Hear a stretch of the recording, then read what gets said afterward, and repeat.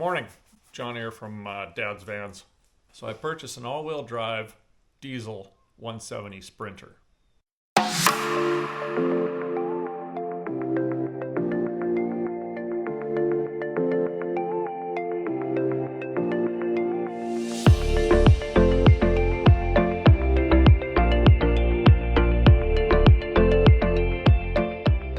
did a thing back earlier when I built ProMaster on why I chose a ProMaster over a Sprinter or Transit. I think at the time, a couple reasons were cost. Still, cost is quite high for the Sprinter as opposed to the ProMaster. Availability was the biggest one on this one. I have 3 ProMasters on order, and I am waiting for them. They do have serial numbers now, which is great, so they should be built in the future. We do have a possibility of a strike coming up with the auto workers, so that may delay things. So far, I think it's only affecting the Jeep plant. Hopefully it won't affect the ProMaster builds. But anyway, long and the short was, opportunity came up for me to purchase a Sprinter. This is a 2023.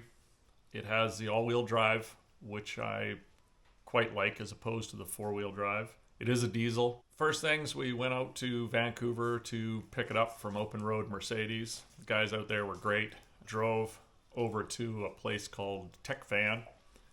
Over there, they had a rack that was coming off another 170 that had been a demo with a ladder, so I had them install it.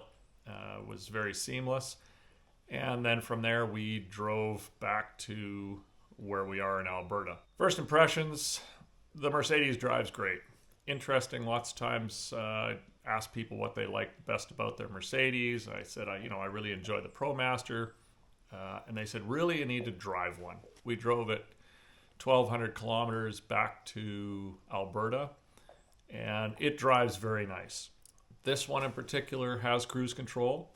It has a lane assist, but it doesn't have the adaptive cruise for the car in front of you, which is fine. It just didn't come with it. Just a note on that, if you do it as an add-on individually, you can do it for about $385. Interesting, there is no way to do it at all once it's built. Like I said, I didn't order this one. It was ordered and somebody didn't pick it up, so I sort of took it the way it was. A couple things I did get with it, which I thought was kind of funny, but in the way I kind of like it in the end, is it has an automatic opening and closing sliding door. Push a button, door slides open. I kind of like that. I didn't think I did, but it is a heavy door, and I remember with the ProMaster sliding it all open and closed a lot. So far, the fuel economy on it is very good. I have about a 90-liter tank. I think I got 900 or so kilometers on the diesel running it at highway speed, so I thought that was quite good. The seats are nice. I have upgraded seats coming in the ProMaster, so we'll have to make a comparison with that. I'm not quite as in favor with the dash layout and the way it is. Again, for a premium vehicle, I thought it would have been a little bit better, but the next upgrade is considerably more money.